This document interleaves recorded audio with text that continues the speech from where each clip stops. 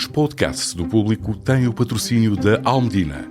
Visite as livrarias Almedina e abra as portas à cultura e ao conhecimento. Afinal, como dizia um famoso intelectual português, o que não sabemos hoje, saberemos amanhã. Visite-nos também em almedina.net. Le pacifisme et tout ce qu'il recouvre, il est à l'ouest. Et les euromissiles, ils sont à l'est. We shall fight in the hills. We shall never surrender. Não estamos mais isolados. A solidariedade europeia não nos faltará.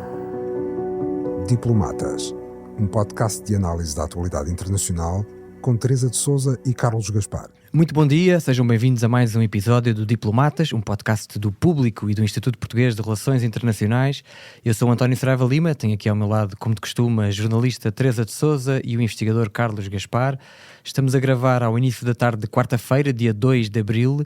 Neste episódio vamos conversar sobre a condenação de Marine Le Pen em França e também sobre alguns desenvolvimentos recentes da política externa dos Estados Unidos, nomeadamente em relação à guerra na Ucrânia, às ambições sobre a Groenlândia e à contenção da China.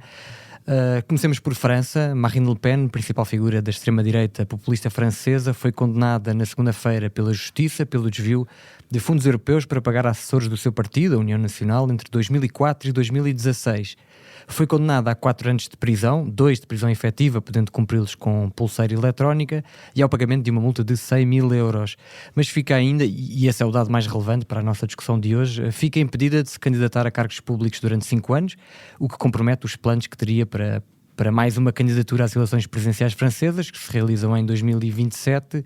Le Pen, que em 2013 defendia que os condenados de desvio de fundos públicos fossem impedidos de forma vitalícia de concorrer a cargos públicos, fala agora numa sentença política. Carlos, eu não lhe vou perguntar, obviamente, se trata de uma sentença política, mas não há dúvida de que esta decisão tem efeitos políticos muito relevantes para o futuro a curto e médio prazo em França. É uma sentença política, independentemente de ser bem fundamentada do ponto de vista jurídico, uma vez que a senhora desviou fundos, como o pai já desviava fundos, é uma tradição de família, fundos públicos. O acórdão diz bem que os juízes não querem que um político que desvia fundos seja candidato à eleição presidencial e possa ser eleito Presidente da República. E fazem muito bem. Isso faz parte do Estado de Direito e das responsabilidades que os tribunais também têm. Se eles têm um instrumento que lhes permite contrariar a eleição como chefe de Estado de um político corrupto, eles devem agir nesse sentido. É a sua obrigação como magistrados, e não o contrário. Obviamente que a decisão é uma decisão política e muito bem. E o facto de ser uma decisão política não põe em causa o princípio fundamental para uma democracia pluralista, para o Estado de Direito, da separação de poderes. Mas tem, obviamente, um grande número de consequências políticas importantes e que se manifestaram desde logo. A primeira, por ser, tanto quanto sei, inédita, é uma resposta à escala europeia e ocidental. Há uma internacional reacionária na política ocidental, desde Washington a Roma a Budapeste, passando por várias outras capelinhas, Moscovo, naturalmente. Todos eles todos os inimigos da democracia liberal tomaram partido a favor de Marine Le Pen. Já agora deixa-me fazer uma pergunta sobre isso que tinha aqui, porque esta sentença demonstra que a posição de todas essas figuras que referiu sobre a corrupção varia consoante o acusado ou o suspeito. Acredita que esta decisão pode dar força ao movimento, como parece ser dada a Donald Trump, por exemplo, na campanha eleitoral nos Estados Unidos? Há uma interpretação nesse sentido de que vale a pena ser condenado, vale a pena ter roubado, vale a pena desviar fundos públicos, vale a pena violar a lei de uma maneira geral, porque dentro desta ideologia populista e nacionalista, estes movimentos representam-se a si próprios como movimentos contra o sistema. E o Poder Judicial para eles está, obviamente, dentro do sistema. Faz parte do sistema, obviamente, e felizmente que está dentro do sistema. Justamente porque eles são contra o sistema, são uma espécie de bolcheviques de direita, não é? Tal como há fascistas de esquerda, também há bolcheviques de direita, e depois querem assumir esse lado subversivo. Vivem, obviamente, num universo orwelliano. O branco é o preto e a verdade é a mentira. E praticam isso, aliás, com um grande entusiasmo. Marine Le Pen já deve estar mesmo convencida que nunca desviou fundos públicos, como alguém dizia dela, mente com o coração nas mãos. E isso é admirável e contagioso para uma parte do eleitorado. Também não é novidade. Nós vimos mobilizações de massas pelas causas as mais absurdas ao longo da nossa vida. Agora vão defender Marine Le Pen, juntamente os seus partidários, juntamente com a Internacional Reacionária. Mas no final do dia, a candidatura de Marine Le Pen ficou ferida. Nós não sabemos se ela ficou ferida de morte, mas ela ficou ferida e abriu um processo de sucessão e também acelerou a necessidade de escolher um candidato contra o candidato da extrema-direita. O processo de sucessão, não se tem falado muito disso, mas o processo de sucessão, exceto dentro da Frente Nacional, naturalmente, onde deve ser o único tema obrigatório, é complicado porque Marine Le Pen escolheu um sucessor, tinha um ticket, não é? Ela era candidata a Presidente da República e Bardella era candidato a Primeiro-Ministro, mas ele aparentemente está pronto a substituí-la como candidato presidencial. O que tem um problema é que ele tem 28 anos. Tem 28 anos. E nós estamos a falar da eleição de um decisor nuclear. O Presidente da República Francesa é um decisor nuclear singular. É ele sozinho que decide. E quando se olha para Bardella e vê as centenas de ogivas nucleares francesas, pensa duas vezes. Já com Marine Le Pen pensava duas vezes, com Bardella pensa 3 vezes. Ele tem esse problema, e esse problema é reconhecido pelos militantes, pelos eleitores da Frente Nacional. Mas há uma candidata oculta e eterna que é a célebre sobrinha Marion Maréchal, que está... Ele renunciou ao apelido, não foi? Quando houve aquela questão com o pai de Marine Le Pen. É uma família, Sim. É uma família perturbada, mas isso não explica tudo. E, de qualquer maneira, não justifica o desvio de fundos. Marion Maréchal pode aparecer para reunir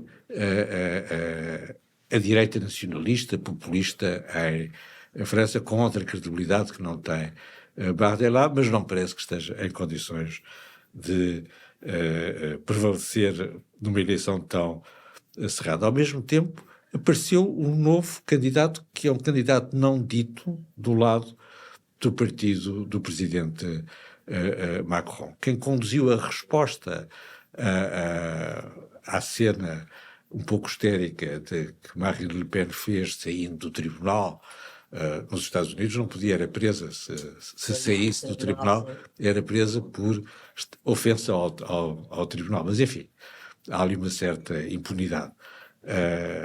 Quem conduziu a resposta foi o Ministro da Justiça. O Ministro da Justiça é dos personagens mais sólidos que há no partido do presidente Macron.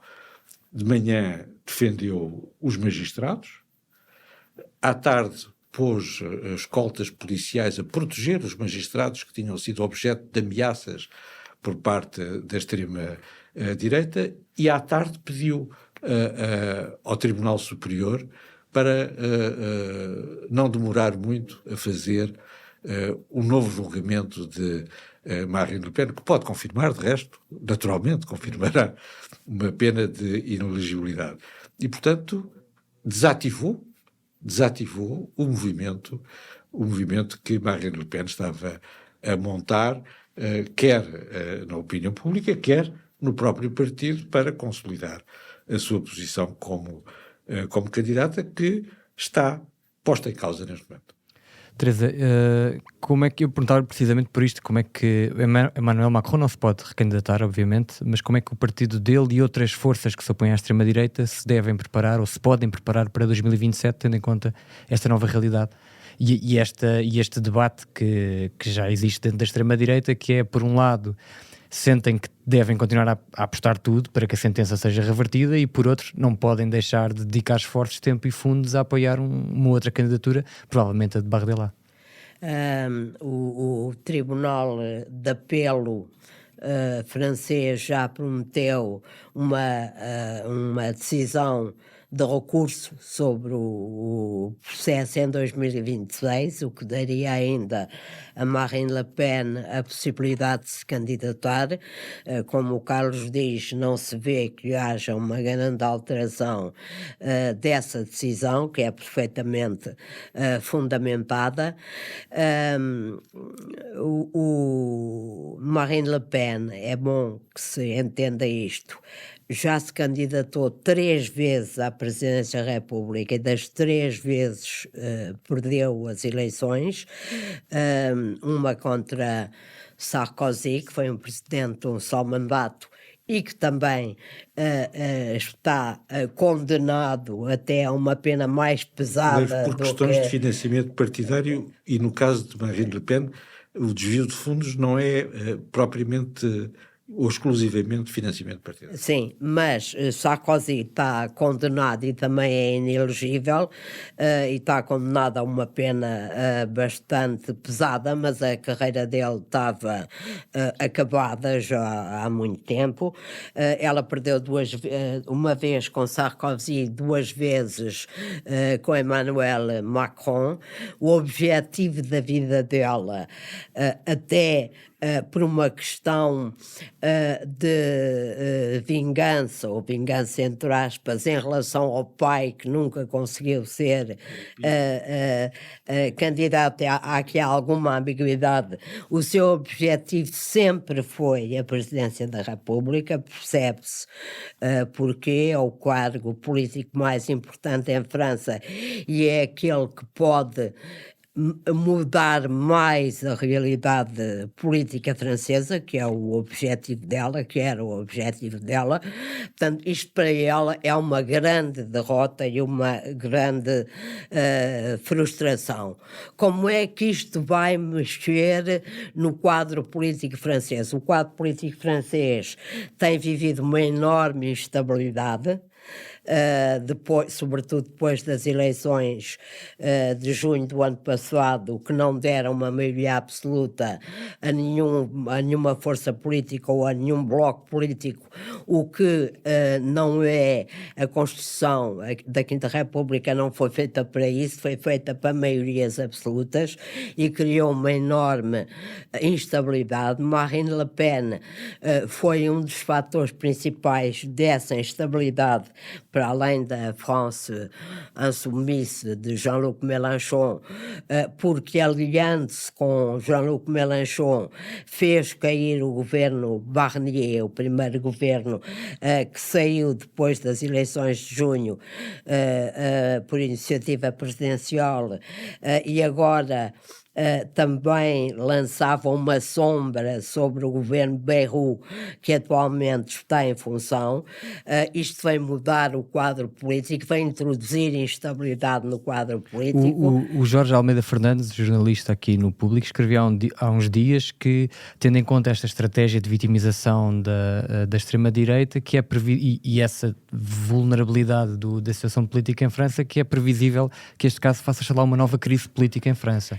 É possível, não sabemos ainda. A curto prazo, diria. Sim, a Marine Le Pen e o Rassemblement National ainda não vão dizer se querem derrubar o governo Bayrou ou não querem derrubar o governo Bayrou. Portanto, aqui ainda há uma interrogação. Senão, Macron tinha de encontrar um terceiro primeiro-ministro e a instabilidade instalava-se e ele só pode convocar novas eleições o ano depois das últimas, em junho deste ano, e nem sequer se saberia se havia uma grande mudança do quadro político da Assembleia Nacional. O que é que isto tem? Que implicações isto tem no quadro presidencial, que é aquele em que toda a gente pensa? A primeira coisa que eu queria dizer é que há um argumento falso aqui, que eu vejo muito repetido pelos apoiantes de Marine Le Pen e até por analistas vários, até aqui em Portugal, é que Marine Le Pen estava posicionada como nunca para ganhar o Eliseu. Isso é uma falsidade total, porque na primeira volta, as eleições são a 2 voltas, como sabemos, na primeira volta ela até podia granjear o apoio da sua base eleitoral, que faz dela, neste momento, o maior partido na Assembleia Nacional Francesa, e que vem ao redor dos 30%, mas toda a gente sabe em França, porque isso se repete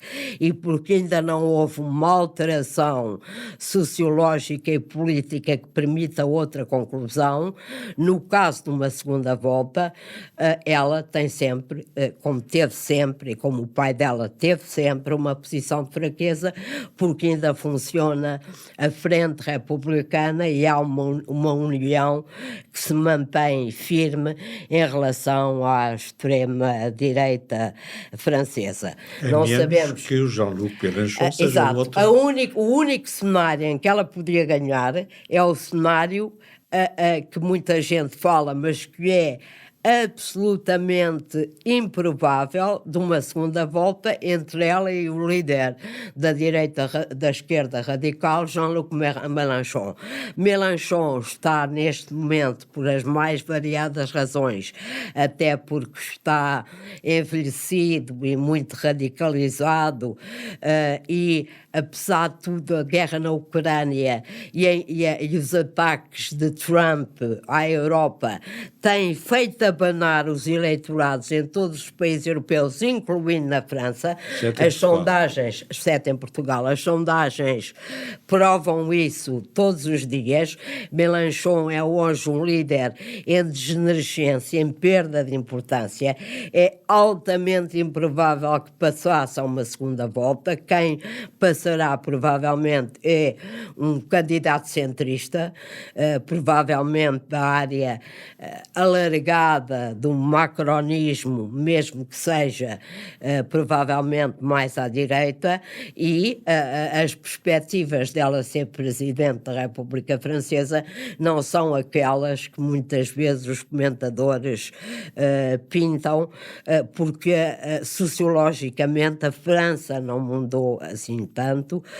Macron, desde que não se pode candidatar naturalmente, desde a guerra da Ucrânia e desde os ataques frontais da administração americana à Europa, e a Zelensky tem visto a sua popularidade subir e entrar em quase todos os eleitorados. Há um candidato forte, que se fala pouco, mas que é forte, que é o Edouard Philippe, que faz a sua campanha ainda aqui há dias. Primeiro-ministro, não é? Exatamente, foi primeiro-ministro de Macron, e ainda há pouco tempo algumas especialistas franceses que estiveram em Lisboa me diziam que ele faz uma campanha terra a terra, muito discreta, mas criando uma base forte, e há outros candidatos, naturalmente, que têm possibilidade de suceder a Macron e de manter a França numa linha, apesar de tudo, com um centro político forte forte e talvez com menos instabilidade, o que seria verdadeiramente fundamental para o futuro da Europa e o futuro da França. Só queria dizer, o Jorge Almeida Fernandes também chamava a atenção para isso nesse artigo que referiste. O programa eleitoral que Marine Le Pen apresentou em 2020, nas últimas eleições 22, é um programa eleitoral verdadeiramente radical e assustador do ponto de vista político e do ponto de vista europeu. Ela tem tentado, e bem, há bocado falava-se das mentiras. Ela mente muito bem. Trump mente muito mal. É a grande diferença entre ela e Trump. Ela também foi aprimorando essa arte. Ela aprimorou essa arte e tem tido um percurso de tentativa de desdiabolização da imagem que o pai deu à Frente Nacional, hoje Rassemblement Nacional, exato, e de normalização. Com isto, essa imagem de normalização é um pouco afetada. A última sondagem que eu vi na imprensa francesa dizia que 67% ou 68% dos franceses diziam que se a justiça decidiu, tinha razões para decidir. Portanto, a popularidade dela não é uma coisa imensa, nem é uma coisa que ela possa sustentar e manter durante muito tempo. Carlos e Teresa também, se quiser responder muito rapidamente, vocês acreditam que, confirmando-se que Marine Le Pen é impedida de se candidatar em 2027, acreditam que a sua carreira política acabou? Pelo menos nos moldes em que se tem desenrolado? Sim, o processo de sucessão está aberto e isso é irreversível. Alguém dizia que a única garantia que Bayrou tem neste momento para não cair, o primeiro-ministro Bayrou, para não cair na Assembleia Nacional com uma coligação outra vez negativa entre a France Insoumise e Marine Le Pen, é que ela é deportada. Esta inelegibilidade não afeta a sua carreira de deputada e já agora não afeta, ela continua a ser deputada, não pode voltar a candidatar-se e, portanto, enquanto for deputada, pelo menos sustenta uma carreira política, portanto, ela é capaz de pensar duas vezes antes de deitar o governo de Bayrou abaixo. Se a carreira política de uma mulher cujo objetivo central era ser presidente não pode candidatar-se à presidência, de alguma maneira acaba, e como diz o Carlos, o processo de substituição inevitavelmente vai colocar-se. Muito bem, vamos passar agora a alguns apontamentos de política externa dos Estados Unidos. Carlos, comece por si. A imprensa americana noticiou nas últimas horas que a Casa Branca já estará a fazer contas aos custos da anexação da Groenlândia para o orçamento federal. Que importância é que atribui ao facto de os Estados Unidos terem enviado o vice-presidente J.D. Vance para uma visita ao território semi-autónomo dinamarquês na semana passada? Correu mal. O vice-presidente ocultou que a visita da mulher era, na realidade, uma visita dele próprio. Depois, os groenlandeses, as autoridades e os cidadãos recusaram-se a receber o vice-presidente dos Estados Unidos e ele acabou por visitar a base norte-americana, que é essencial, é uma base essencial para o dispositivo de dissuasão estratégica nuclear norte-americana, e os Estados Unidos têm, desde 1950, um tratado separado de aliança com a Dinamarca que os encarrega de defender a Groenlândia. Correu mal, mas a questão não parou aqui. Ela já existiu no primeiro mandato e que volta a existir no segundo mandato. Esta é uma questão que tem ao mesmo tempo uma dimensão estratégica crucial. Trata-se de competir com a Rússia para o controle das rotas do Ártico, mas tem sobretudo uma dimensão mitológica, que é voltar a ter uma expansão territorial. É a nova fronteira dos Estados Unidos, que se vai deslocar para norte para incluir a Groenlândia. E o Presidente dos Estados Unidos está empenhado nisso, estão hesitantes entre fazer, como fizeram no Huawei, um golpe de Estado para derrubar o regime local e substituí-lo por um regime que queira a anexação pelos Estados Unidos, ou um regime qualquer de protetorado, e a fórmula das Ilhas Virgens, que foram compradas à Dinamarca, depois de um referendo democrático, em que os habitantes das Ilhas Virgens, não sei se chamam virgens, ou enfim, pode ser abusivo chamar-lhes virgens, os habitantes das Ilhas Virgens votaram a favor da sua As sondagens anexação. na Groenlândia mostram que apenas 6% da população está interessada As sondagens mudam. Ok. Teresa, passando agora à Ucrânia, Donald Trump disse recentemente que está extremamente zangado com Vladimir Putin por considerar que a Rússia não está a fazer esforços suficientes, tendo em vista um cessar-fogo parcial na Ucrânia. O presidente dos Estados Unidos ameaçou mesmo com novas sanções a Moscovo. A Teresa nota aqui alguma mudança significativa? Então é Trump a ser Trump? Não, é Trump a ser Trump, não há mudança nenhuma a não ser uma certa... Trump prometeu, primeiro disse que resolveu o problema da Ucrânia em 24 horas, depois corrigiu e disse que resolvia o problema da Ucrânia, conseguia a paz na Ucrânia em 100 dias. Estamos em 72, se não estou em erro, já não tem muitos dias para isso e obviamente está a aprender à própria custa que nada do que Vladimir Putin lhe diz é verdade e que Vladimir Putin vai continuar a guerra.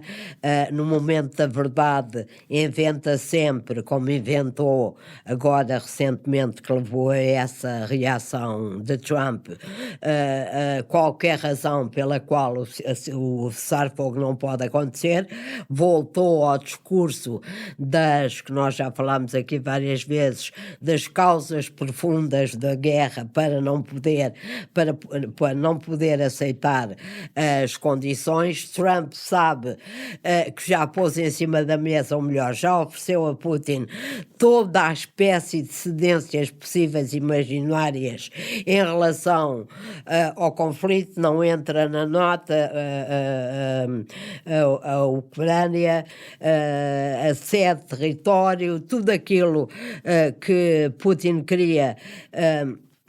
Aparentemente Trump já se deu e Putin continua a dizer, continua a guerra, não há cessar-fogo nenhum. Toda a gente sabia que não ia haver cessar-fogo nenhum, apesar de Zelensky o ter aceito imediatamente o cessar-fogo incondicional. Aquilo que Putin prometeu a Trump, não bombardear infraestruturas. Ontem Zelensky mandou a Trump uma lista de todas as infraestruturas que foram bombardeadas depois da promessa de Putin. Claro que Trump vê-se encurralado, confronta-se com um amigo, como ele chama a Putin, um gentleman, que afinal lhe está a dar a volta e tem esta reação, mas corrigiu-a imediatamente. No dia seguinte a ter feito esse desabafo, aliás, não sei quais são as tarifas ao petróleo russo, porque os americanos não importam petróleo russo, talvez tarifas secundárias, não sei. A América é autossuficiente em energia, não importa petróleo nenhum à Rússia. Portanto, foi um bocado uma ameaça sem grande fundamento, mas no dia seguinte virou-se outra vez para Zelensky, pôs outra vez o fogo e a pressão em cima de Zelensky, agora com uma revisão do Tratado das Terras Raras, que é inaceitável, ainda mais gravosa, que é inaceitável para Zelensky, sobretudo porque tinha implicações para o processo de integração europeia, das negociações de adesão. Portanto, virou outra vez o mote, as suas acusações para Zelensky, mas está verdadeiramente, como diz o povo, metido numa camisa de onde várias, porque com todas as suas ameaças, com toda a sua gentileza em relação a Putin, Putin ontem anunciou um recrutamento de mais 160 mil soldados efetivos para as Forças Armadas, o que eleva o número para 1,5 milhão, o que quer dizer que, obviamente, a sua não tem última qualquer ideia objetivo em fazer um cessar-fogo, é fazer um cessar-fogo ou um acordo de paz enquanto os seus objetivos não estiverem concluídos. Isto cria uma grande interrogação sobre o futuro. A Teresa entrevistou há uns dias o historiador americano Timothy Snyder, que dizia claramente que a administração americana está do lado da Rússia neste conflito. E tem estado sempre do lado da Rússia. Sobre isso não há qualquer dúvida, por várias razões. Primeiro, porque Trump vê o mundo como Putin vê, a divisão de zonas de influência entre as grandes potências. Falávamos há pouco da Groenlândia. Ele acha que não tem de negociar com a Dinamarca mais bases na Groenlândia, ou seja, o que for. Ele diz que ocupa, compra, anexa. Em relação ao Canadá, a mesma coisa. Zonas de influência, zonas de interesse estratégico, exatamente o mesmo que Putin defende. Não há fronteiras invioláveis. Quando o Presidente dos Estados Unidos diz na tomada de posse que quer expandir o território americano, a gente nem ligou a esta frase porque era tão absurda, só que depois o que é absurdo passa a ser real no caso de Trump. Expandir é aumentar o território, é o que faz o imperialismo, é o que faz Putin. Portanto, ele está do lado de Putin por isso. Odeia a Europa, como já todos nós percebemos, acusa a todos os males do mundo, e, sobretudo, há uma grande comunhão ideológica, não entre Trump, que não sei se terá ideologia, mas entre o grupo de pessoas que rodeia a Trump, nomeadamente J.D. Vance, o vice-presidente e outros. Há uma grande comunhão ideológica no própria visão política da Rússia, de Putin e destes intérpretes ideológicos da administração Trump.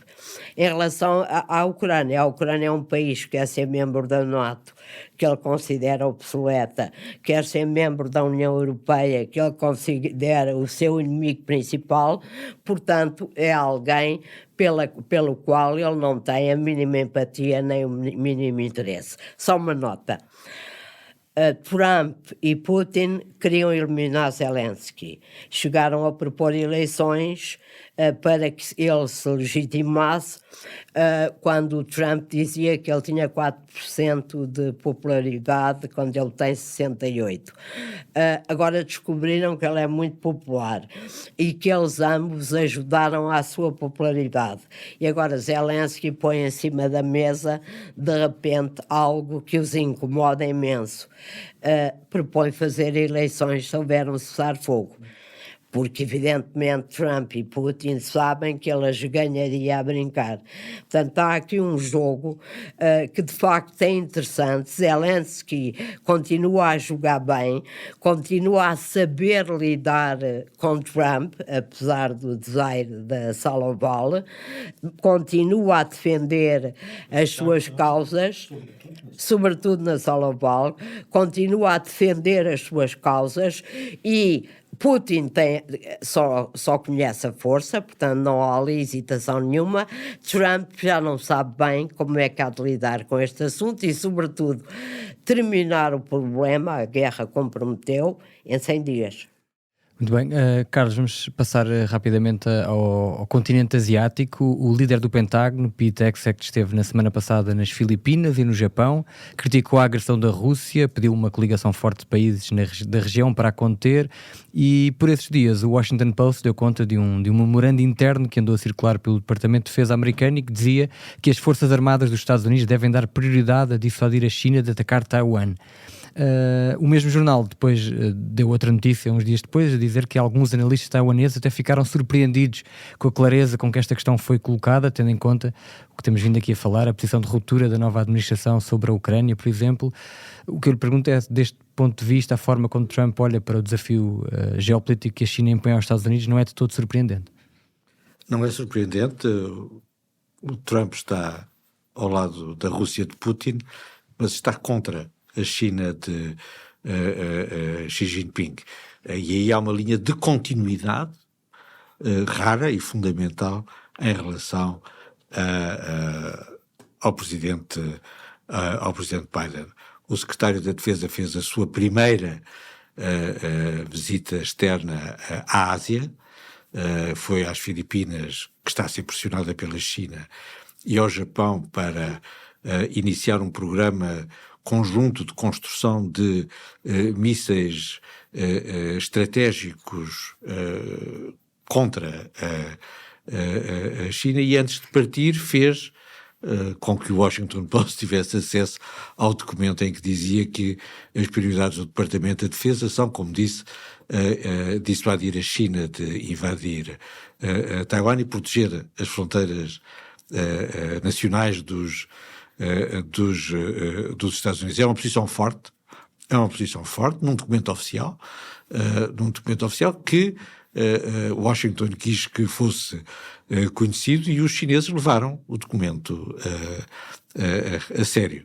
Os chineses lançaram exercícios militares em redor de Taiwan. Os chineses estavam a responder a um discurso do presidente de Taiwan, do novo presidente de Taiwan, em que este considerou a China uma potência estrangeira hostil, mas estavam a fazer uma resposta comparativamente moderada, cercando a ilha com navios da guarda costeira chinesa, que não são unidades militares, e no dia seguinte à publicação deste documento, à referência deste documento pelo Washington Post, decidiram enviar uma esquadra com porta-aviões para tornar o cerco um cerco militar. O cerco dura há vários dias e continua neste momento em que nós estamos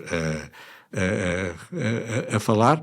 Há uma coerção estratégica da República Popular da China contra Taiwan permanente, que se está a tornar habitual e que um dia uma destas grandes operações de cerco pode-se transformar de repente numa invasão efetiva, e nós não sabemos se os Estados Unidos têm efetivamente capacidade para dissuadir a China de invadir Taiwan, ou se a China está preparada para aproveitar um momento como o atual, em que estamos perto do dia da libertação, estamos no dia da libertação, o terceiro dia da libertação, e há uma grande concentração naval dos Estados Unidos no Índico contra o Irão. Os estrategas chineses dizem que querem vencer os Estados Unidos no momento em que haja 3 guerras. Já há uma na Ucrânia, que continua, apesar de todos os esforços em contrário. Há uma que se anuncia no Irão, a terceira é a mais importante, é contra Taiwan. Já agora deixa-me perguntar-te se os líderes militares e políticos de Taiwan tinham motivos para estar preocupados com esta nova administração e se têm agora motivos para estar aliviados com este Tinham e têm, porque continua a haver porque o Trump, durante a campanha, também criticou Taiwan. Exato, atrasos muito significativos nos abastecimentos militares norte-americanos a Taiwan. Portanto, as palavras têm que ter uma tradução concreta, porque há declarações de militares norte-americanos dizendo que os Estados Unidos não têm a certeza de vencer uma guerra contra a China nos estreitos da Formosa, e, como estava a dizer a Teresa, e porque há divisões internas na administração republicana, como em todas as administrações norte-americanas. Aliás, só posso acrescentar uma coisa, há a linha isolacionista do vice-presidente Vance, que diz que o mundo não interessa para nada, e há a linha dos Paulo, exceto a Groenlândia, onde foi mal recebido, e há a linha Rubio, o Exet acho que não tem pensamento, há a linha Rubio, que é Falcoa em relação à China. O Rubio sempre foi um defensor da ideia de que o grande desafio estratégico é a China, o que é verdade, e que, portanto, os Estados Unidos não se deviam dispersar noutras coisas. Eu só queria acrescentar que no Dia da Libertação, hoje, apesar desta intervenção, desta visita do Exet, reforçando o apoio militar ao Japão e às Filipinas e dando garantias a Taiwan, tem havido houve nos últimos dias, reuniões entre os ministros do comércio da China, Japão e Coreia do Sul, da China, Japão e Coreia do Sul, para se concertarem na resposta para coordenarem a resposta ao Liberation Day. Portanto, tudo isto ainda é uma situação muito fluida. Deixa-me só esclarecer, o Liberation Day é o dia em que Donald Trump vai anunciar novas tarifas, é esta quarta-feira. Caríssimos, muito obrigado aos dois. Infelizmente chegamos ao fim do nosso tempo e muito obrigado também aos nossos ouvintes. Não se esqueça de subscrever, de avaliar e de recomendar o podcast Diplomatas aos seus amigos e familiares. Nós agradecemos muito deste lado e voltamos para a próxima semana com mais um episódio sobre a atualidade política internacional. Um abraço.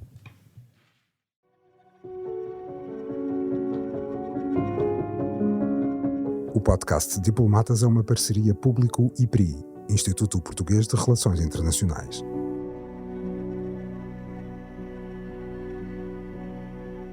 O público fica no ouvido.